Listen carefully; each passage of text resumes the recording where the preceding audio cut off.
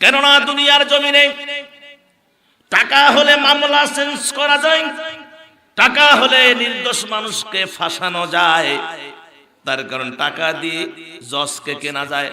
এ বলি সব জজই না, এমনও জজ আছে, এমনও বিচারক আছে, চাকরি ছেড়ে দিব, রিক্সা চলে খাবো, তবুও ঘুষ খাবো না।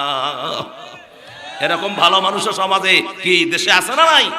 ভালো মানুষও আছে, খারাপ মানুষও আছে, তবে খারাপ মানুষের সংখ্যাটা বেশি।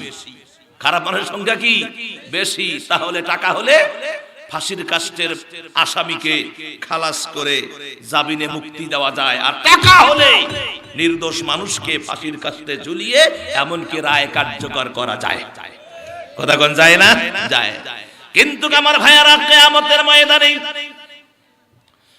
আল্লাহ রাব্বুল আলামিন যেদিন তিনি হাকিম হয়ে বসবেন, চেয়ার সিংহাসন জুড়ে বসবেন, বিচারকের দায়িত্ব তিনি পালন করবেন। তিনি সেদিন সম্রাটের দায়িত্ব পালন করবেন, তিনি হবেন বিচারক। তাহলে ঘুষ চলবে নাকি? মামু খালু চলবে নাকি? আল্লাহ, এটা আমার মামাতো ভাই হয়, সাইরা দেন, কি চলবে? হ্যাঁ, এটা আমার খালাতো ভাই, সাইরা দেন। নবীজি ফাতেমাকে ডাক দেয়, মা এ ধারাও, ও মা এদিকে আয়, তুই আমার কলিজার টুকরা। আল্লাহু আকবার। প্রত্যেকটা সন্তান বাবার কলিজার টুকরা, মায়ের কলিজার টুকরা। কথা বলেন না কেন?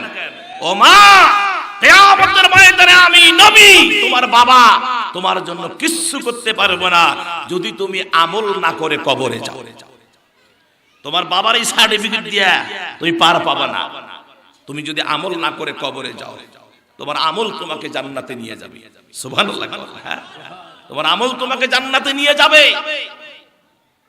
তাহলে কিয়ামতের ময়দানে আমার ভাইয়েরা কোনো ছাড় দেওয়া হবে না। দলিল রব্বুল আলামিন কুরআনুল কারীমের সূরা নামল, সূরার নাম কি জোরে কান?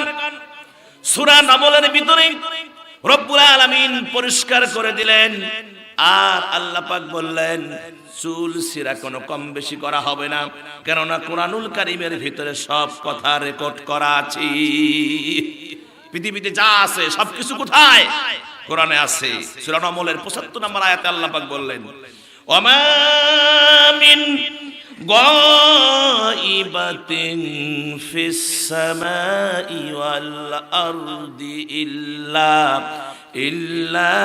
ফি কিতাবিম মুবিন। আসমান আর জমিনের ভিতরে যা আছে সবকিছুর কোটেশন আল্লাহ স্পষ্ট করে এই কোরআনুল কারীমের ভিতরে ঢুকায়া দিয়েছেন। সুবহানাল্লাহ। আল্লাহ হবেন বিচারক। সেদিন কারো কোনো কথা তিনি শুনবেন না। যেটা ন্যায় সেটা ন্যায়, যেটা অন্যায় সেটা অন্যায়। কেননা আল্লাহ হলেন ইয়াকুসুল হক, তিনি হলেন সত্যবাদী। কথা বলেন ঠিক কিনা?